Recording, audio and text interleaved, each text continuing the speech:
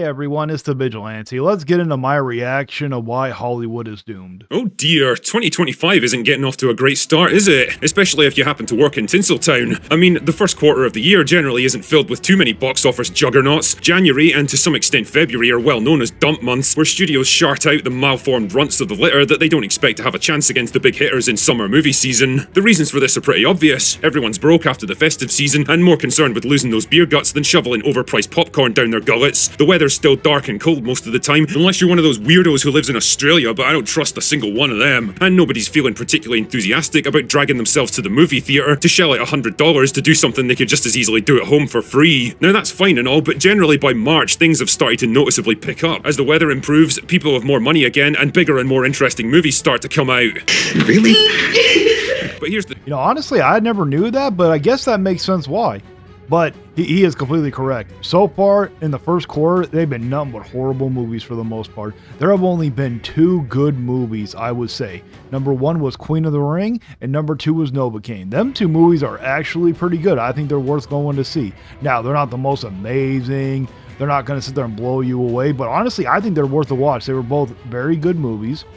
And I would say Captain America: Brave New World was still it was an okay movie. To me it was an average movie. I don't think it was as bad as a lot of people made it out to be, but it definitely was a 6 out of 10. That's what score I gave it. thing. It's not happening this year, like at all. And the problem has been neatly summed up by this article from The Hollywood Reporter that describes the movie Novocaine as leading the worst weekend of the year so far at the box office.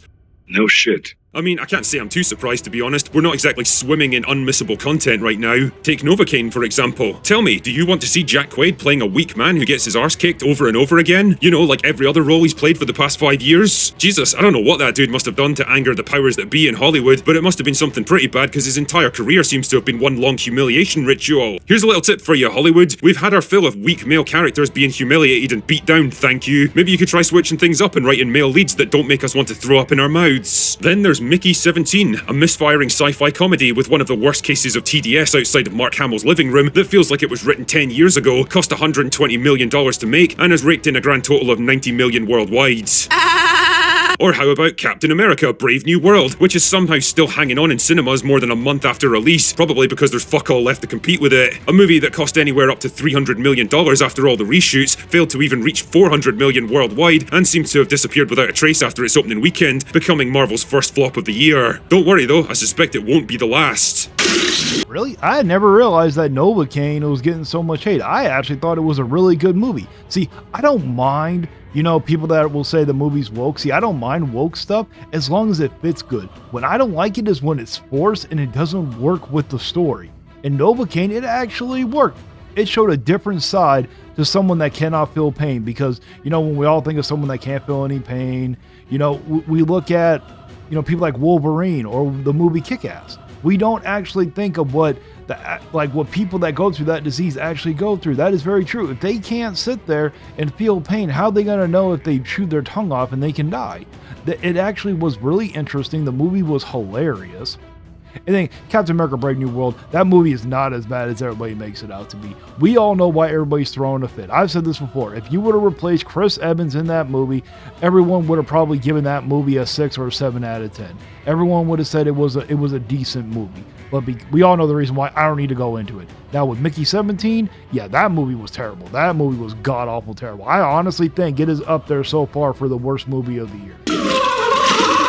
The only decent movie out right now is Steven Soderbergh's spy thriller Black Bag, with an all-star cast and a pretty slick screenplay, which for some reason has been lumbered with a non-existent marketing campaign to the point where I didn't even know the movie fucking existed until I saw it on my local cinema listings. Seriously, go watch it if you can and support movies that actually deserve it. Either way though, none of this is going to change the fact that the first quarter of 2025 is shaping up to be pretty dismal for Hollywood, with a series of flops and underperformers failing to liven up what's already a pretty slow period. What really made me laugh though was the idea that distributors are holding out hope for Snow White to turn their fortunes around. Hate to break it to you chaps, but with a projected 50 million opening weekend and some of the worst PR in Hollywood history, something tells me this isn't going to be the box office savior you're hoping for. So if not Snow White, then can anything jolt cinemas into life over the next few months? Well, the Minecraft movie's coming out in April, which actually seems to have recovered from that disastrous first trailer to build up some decent momentum. Generally these days I see Jack Black movies as the place where comedy and entertainment go to die, but the Minecraft brand is so strong that it's probably going to do well with kids at least. Thunderbolt. Alright, so as of right now, it is currently March 20th at 11:30 p.m. Okay, and I wish that I would have went and saw Snow White over saw Mickey 17. I haven't even seen that movie Snow White, but after watching that trailer, I still think Snow White would have been more enjoyable to watch than that trash of a movie Mickey 17. Seems neatly positioned to be another Marvel dud. Tonally, it looks broadly in line with Brave New World, lots of clandestine missions and government conspiracies, only without the big-name stars and recognizable characters, so I've got no idea what Marvel thinks the actual draw is supposed to be. Hey, wanna watch a film about a bunch of second-rate rejects from movies and TV shows you can barely remember, who aren't big enough to support their own solo flicks? Didn't think so. Mission Impossible's probably gonna do well in May, even though it's coming off the back of Dead Reckoning, if for no other reason than it's likely Tom Cruise's final outing in the franchise. Although fuck me, that guy's probably still gonna be doing action flicks when he's like 80 years old. For some reason, all the big hitters seem to be sandwiched into July, with Superman, Fantastic Four, and Jurassic World Rebirth duking it out for box office supremacy. And honestly, I wouldn't want to take bets on who's going to win this one. The Jurassic World movies have all been strong performers. Damn man, even a retarded bag of shit like Dominion somehow topped $1 billion. So there's a pretty strong chance that Rebirth might end up sweeping the superhero movies aside altogether. You know, at first I was not excited for Thunderbolts until I saw the trailer. And actually the trailer did get me a little bit excited because I think it's going to be a decent movie. But again, I think it is just like he said, no one cares really about these characters that they're putting into Thunderbolts. The only one there's only two characters currently in there that I actually really kind of care about, and that's the Winter Soldier and the Red Guardian. The rest of them I give two shits about. None of them do I care about. Honestly, they should have sat there and threw Red Hulk in there. Red Hulk belongs in the Thunderbolts. That's the point. Then maybe they actually might stand a chance against Sentry.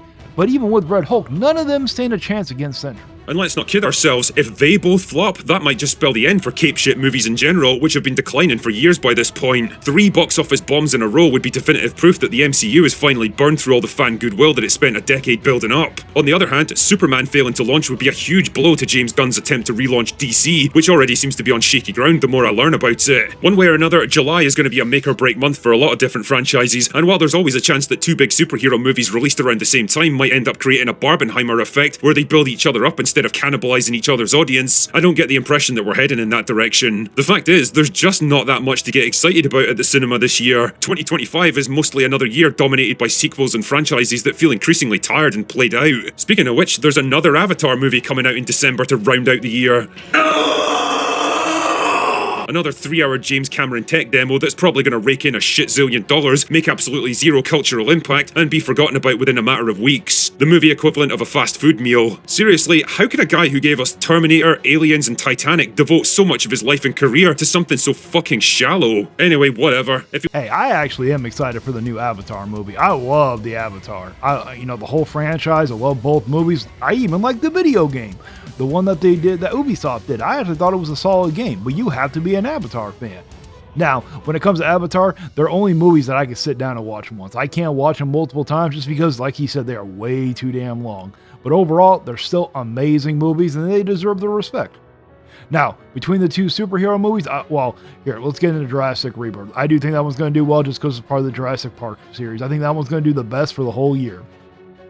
But when it comes down between Fantastic Four and Superman, we all know that Fantastic Four is going to do phenomenally better. Okay, no one's really excited for Superman. Superman is so drawn out and played out, nobody really cares about Superman, except for a select few. Sorry, Angry Joe, if you're watching this, I doubt you are, but Superman's overrated. He wants to spend the back half of his career churning out movies that nobody's ever going to remember. I'm not going to defend him for it. The point I'm making here is that the sluggish start to the year, coupled with the complete lack of interest in awards season, feels like a symptom of a larger problem in the movie industry right now. There's just no anticipation, no real excitement for anything new, no sense of a shared cultural experience that we can't wait to talk about. There's a kind of weariness that's settled over the film industry these past few years, an apathy, an inertia. Like everyone's basically out of ideas, the occasional attempts at something new are all failing, and so they're all just waiting around for the next big trend to jump on. The problem is that nobody's quite sure what it's going to be, when it's coming, or has the balls to actually take a risk and make it happen. So instead, we're stuck in this awkward holding pattern, churning out sequels to aging franchises just to keep kicking the can down the road a little while longer, waiting for something or someone to shake things up. I don't know when or if that's ever going to happen, but what I do know, if it hopes to survive the next few years, they need to find a solution pretty fucking fast. It's Hollywood, baby. Anyway, that's all I've got for today. Go away now. Well, that's it for my reaction. If you truly enjoyed my video, why don't you please give it a like, share, and subscribe. It really helps me out. And go check out Critical Drinker. Let him know I sent you. No disrespect or hate. Just because me and him don't completely agree on everything doesn't mean we have to send hate. And that's it for my reaction. So until next time, stay vigilant.